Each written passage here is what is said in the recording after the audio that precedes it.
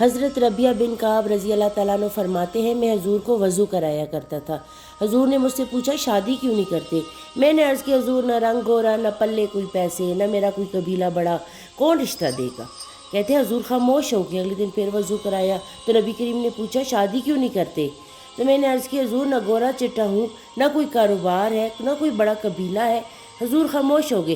میں باہر نکلا تو دل میں خیال آیا ربیہ حضور کے سامنے باتیں کیوں کرتا ہے؟ حضور جو کہتے ہیں شادی کیوں نہیں کرتا تو چپ کر کے حضور جیسے دل کرتا ہے کر دے۔ کہتے ہیں تیسرے دن جب یہ سوال جواب ہوئے میں نے عرض کی حضور مہربانی کریں آپ جیسے آپ کا دل کرتا ہے کر دے۔ حضور نے کیا فرمایا؟ فلاں قبیلے کے سردار کے پاس جا اور اسے جا کے اپنی بیٹی کا نکاح تیرے ساتھ کر دے۔ کہتے ہیں میں وہاں گیا، بچی کے ماں باپ بڑے حساس ہوتے ہیں۔ میں نے کہا کہ حضور علیہ الصلوۃ والسلام نے بھیجا ہے۔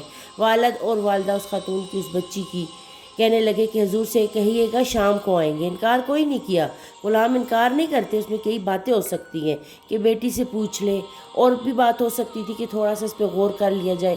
شام کو حاضر ہوں گے اور جواب وہی ہوگا جو حضور کی چاہت ہے۔ جب انہوں نے کہا شام کو آئیں گے تو بچی ادھر دیکھو، ہم ساری زندگی اب تک لوگ کہتے ہیں کہ بچے مدرسے میں داخل ہوں گے تو روٹی کہاں سے کھائیں گے، یہ دین پڑھ گئے تو روٹی کہاں سے کھائیں گے، مولوی بن گئے تو روٹی کہاں سے کھائیں گے۔ وہ خاتون اس سے ہماری سوچوں کو بدلا، اس صحابیہ نے ہماری سوچوں کا رخ تبدیل کر دیا۔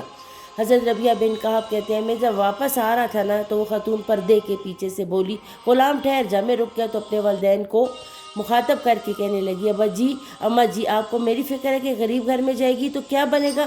میری فکر نہ کریں، مجھے آپ نبی کریم علیہ السلام کے حوالے کر دیں، اللہ رسول مجھے کبھی ضائع نہیں کریں گے۔ تو اب دیکھیں شادی ہونے لگی ہے۔ حضور نے فرمایا حارثہ بن نعمان کو بلایا جائے۔ فرمایا کھجور کی گٹھلی کے برابر سونے کا بندوبست کر بھائی۔ یا رسول اللہ کیا کرنا ہے؟ فرمایا ربیہ نے اپنی بیوی کو مہر دینا ہے۔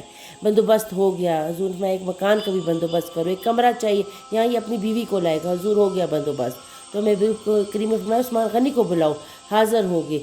حضور میرے لیے حکم کیا ہے؟ فرمایا ایک بکرے کا بندوبست کر۔ یا رسول اللہ کیا کرنا ہے؟ فرمایا میرے ربیہ بن کعب نے ولیمہ کرنا ہے۔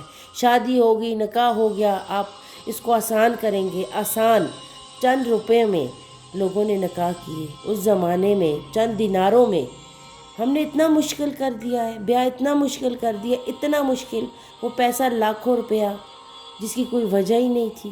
شادی میں اتنے زیادہ کپڑے خرید لیے جاتے ہیں، ان کا کچھ دنوں کے بعد تو موسم ختم ہوتا ہے، پھر ایک سال کے بعد ڈیزائن ختم ہوتا ہے، پھر وہ سارا پیسہ ضائع ہوتا ہے۔ کہاں لگا رہے ہیں پیسہ؟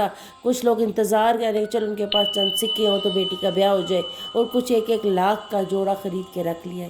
تو آپ اعتدال میں رہیں گے،